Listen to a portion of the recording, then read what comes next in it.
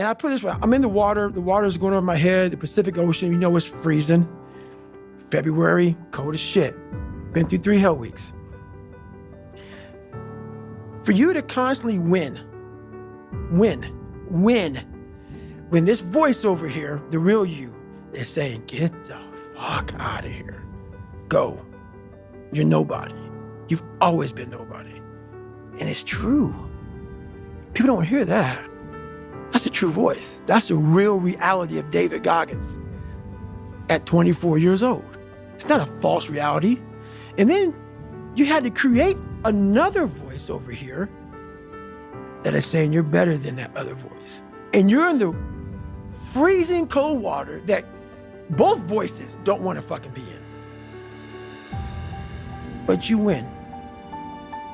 And it goes from the water to the studying, to the running, to the losing weight, to how you eat, to how you function as a man. Every day of your life, you're winning these battles. And then I have normal people who only have one voice. Never created the second voice. The winning voice is the second voice. They have one voice. And that's just, I'm a piece of shit. And that's all they hear. After watching that film, I come to understand if I could work that hard every day, with being blessed with the physical tools that I have, what would my career be? And I made a promise to myself from that day that I was going to work that hard every single day so that when I do retire, I have no regrets. And that was the most important thing for me, is to leave no stone unturned, get better every single day. And if I lived that way, then over time, you know, I'd have something that was beautiful. But that was my philosophy. It seems like a pretty simple one, but you know, if you live your life to just get better every single day, and do that for 20 years, I mean, what do you have? Winning has a price. And leadership has a price. So I pulled people along when they didn't want to be pulled. I challenge people when they don't want to be challenged. Once you join the team, you live at a certain standard that I played the game, and I wasn't going to take any less. Now, that means I had to go in there and get in your ass a little bit, and I did that. You ask all my teammates, the one thing about Michael Jordan was he never asked me to do something that he didn't fucking do. I wanted to win, but I wanted them to win and be a part of that as well. Like, I don't have to do this. I'm only doing it because it is who I am. That's how I played the game. That was my mentality. If you don't want to play that way, don't play that way. Let's use happy endings, right? And then we can relate this to failure, why it's not existent. Like, you know, everybody talks about, like, everybody wants a happy ending, right? Now let's go to the reality of it, right? Let's look at a fairy tale story. Let's look at Snow White. Mm-hmm. She gets a happy ending, she finds Prince, whatever, she goes on, she lives happily ever after. Well, I call bullshit on that, because 2 months later, the fact is they had an argument and he's sleeping on the couch. Right? So the point is, the story continues.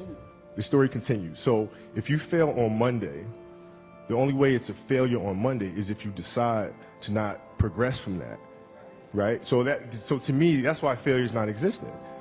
Because, you know, if I fail today, okay, I'm gonna learn something from that failure, and I'm gonna try again on Tuesday. And I fail, and I'm gonna try again on Wednesday. So it doesn't exist.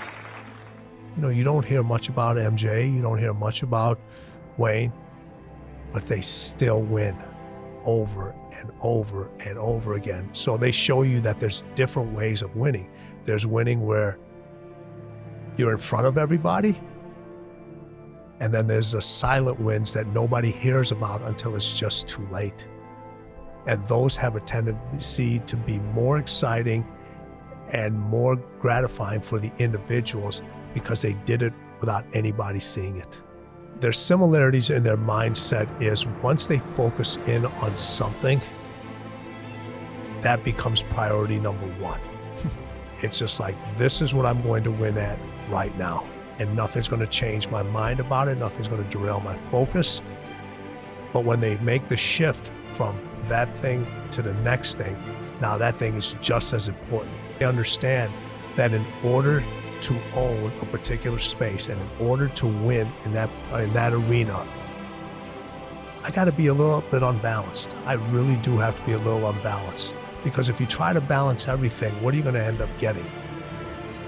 You're going to be good at a lot of things. How do you create balance? It's not by the addition. It's by the subtraction. Delete the unessentials. If you delete the unessentials, you become so closer to balance. And we all have so much unessentials in our lives that we're usually carrying on, or we're trying to do for others and trying to make their balance our balance. We're found every moment, guys, in the choices we make. Our character is defined by the choices we make on a moment-to-moment basis. It all adds up to the win. And don't give me that shit. It doesn't matter if you win or lose, how you play the game, all that bullshit. If that was so true, then why are there scoreboards? Why do people give a shit and keep score of anything? Fuck that, man. Always you will win. Always you will win. Sometimes you'll win immediately. But always definitely. You know what it means?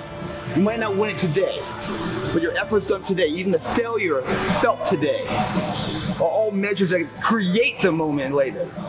And if you failed on the way back and got there, and you got knocked down, found the intestinal fluid to get back up, try that same endeavor, then you find yourself victorious in that endeavor, that's the sweetest victory of all.